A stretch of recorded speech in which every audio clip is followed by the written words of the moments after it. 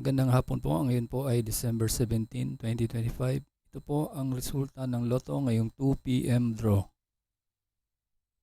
Kung bago ka pa lang sa aking channel, pwede kang mag-like, share, at subscribe para updated kayo sa mga PCSO lottery results araw-araw. Para sa 2D Lotto ngayong 2 p.m. draw, ito po ang mga winning numbers. 19 and 17 in exact order.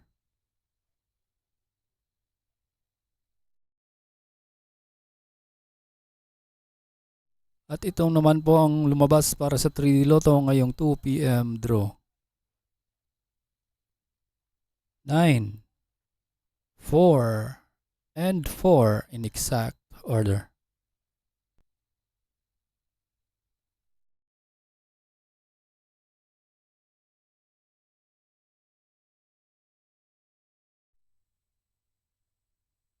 Congratulations po sa lahat ng nanalo.